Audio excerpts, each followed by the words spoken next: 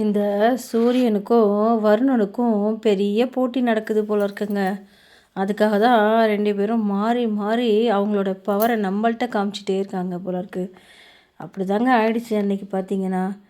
Daily பார்த்தீங்கன்னா காலையிலேருந்து சாயந்தரம் வரைக்கும் செம்ம வெயில் அடிக்குதுங்க. 4 மணி ஆணுச்சுன்னா போதும், இந்த வருண பகவானுக்கு என்னதான் ஆகுமோ தெரியல.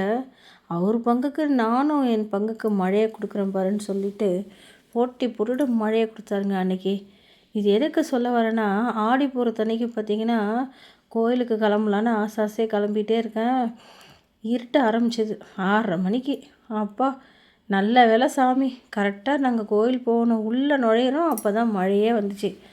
ரொம்ப சந்தோஷம் சாமின்னு நினச்சி கடவுளுக்கு நன்றி சொல்லிவிட்டு போய் இந்த அர்ச்சனை அபிஷேகத்துலலாம் கலந்துக்கலான்னு பார்த்தா அபிஷேகம்லாம் முடிஞ்சிருச்சுன்ட்டாங்க. சரி வேறு என்ன பண்ணுறது, சாமி அலங்காரத்தையாவது பார்ப்போன்னு சொல்லிட்டு அப்படியே உட்காந்துட்டோங்க நாங்கள். அப்போன்னு பார்த்து கரண்ட்டு போயிடுச்சிங்க. என்ன பண்ணுறதுனே புரியல. வேறு வழி இல்லாமல் அங்கே வச்சுருந்த அந்த தட்டெல்லாம் பார்த்திங்கன்னா அவ்வளோ இது ஒரு வளைகாப்புனா நம்ம வீட்டில் என்னெல்லாம் வச்சு பண்ணுவோம் பார்த்திங்களா. தட்டில் வளையல், மஞ்சள் குங்குமம், தாலிகயிறு, அப்புறம் பூ பழம் இப்படின்னு இஷ்டத்துக்கு நம்ம என்னென்ன தேவையோ எல்லாத்தையும் வைப்போம். அது மாதிரி தான் இந்த திரிபுர சுந்தரி அம்மனுக்கும் வளைகாப்பு நடக்குதுங்க. ஆடி போகிறோம் அப்படின்னாலே எப்பயுமே சாமிங்களுக்கு வளையல் போட்டு அழகு பார்க்குறது தான் நம்மளோட சம்பிரதாயம். நம்மளும் அது மாதிரி எல்லோரும் சேர்ந்து காசு போட்டு ஒன்றா எல்லா லேடிஸும் எங்கள் சைடு பார்த்திங்கன்னா பார்த்திங்களேன், எல்லோரும் காசு கொடுத்து என்னென்ன விதமான வளையல் இருக்கோ எல்லாத்தையும் வாங்கி இந்த அம்மன் கையில் போட்டு அழகு பார்க்குறதாங்க எங்கள் வேலையே. எனக்கு வளையல் கோக்கெல்லாம் கூப்பிடுவாங்க. என்னால் தாங்க போக முடியல 2 பிள்ளைங்கள வச்சுக்கிட்டு. மற்றபடி அந்த வளையல் கொடுக்கறதுக்கு கூப்பிடுவாங்க, அப்பயுமே என்னால் போக முடியாது.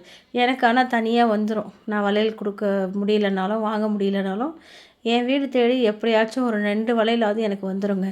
அது நான் பண்ண பாக்கியம்னு நினச்சிக்குவாங்க.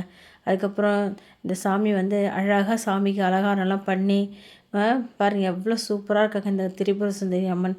வருஷா வருஷம் நான் இந்த பூஜையில் கலந்துக்கிட்டு தாங்க இருக்கேன். ரொம்ப சந்தோஷங்க. எனக்கு இதை பார்த்ததே கோடி புண்ணியம்னு வச்சுக்கோங்களேன்.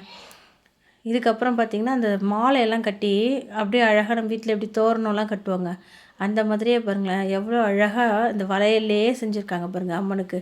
இது பார்க்குறதுக்கே ரொம்ப சந்தோஷமாக இருந்துச்சு. வருஷா வருஷம் நாங்கள் வெவ்வேறு விதமாக இதெல்லாம் பார்க்குறோம். இது எடுத்து செய்கிற இவங்க எல்லாருக்குமே பெரிய தேங்க்ஸ் சொல்லணுங்க. அருமையாக இருந்துச்சு பாருங்கள். இந்த சாமிக்கு மட்டும் கிடையாதுங்க, முருகருக்கு, கஜலக்ஷ்மி, சரஸ்வதி, எந்த பெண் தெய்வங்கள் இருக்காங்களோ அவங்க எல்லாருக்குமே வளையல் போட்டு அழகு பார்த்தாங்க. அதுக்கப்புறம் பார்த்திங்கன்னா இதில் பெரிய ஹைலைட் என்னென்னு பார்த்திங்கன்னா, இந்த கோயிலில் அந்த வளைகாப்பு சாமிக்கு முடித்ததும் இங்கே கல்யாணம் ஆகாதவங்க, குழந்தை இல்லாதவங்க எல்லாரையும் உட்கார வச்சு பெரியவங்க கையால் வளையல் போட்டு விடுவாங்க.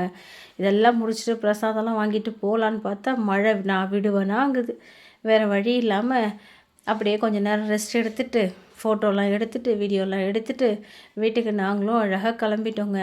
எவ்வளோ பேர் வந்திருக்காங்க பார்த்தீங்களா. இதே மாதிரி உங்கள் ஊர்லேயும் இந்த வளைகாப்பு நல்லபடியாக முடிஞ்சிச்சான்னு சொல்லுங்கள். இந்த வீடியோ பிடிச்சிருந்தா லைக் பண்ணுங்கள், ஷேர் பண்ணுங்கள். தேங்க்யூ.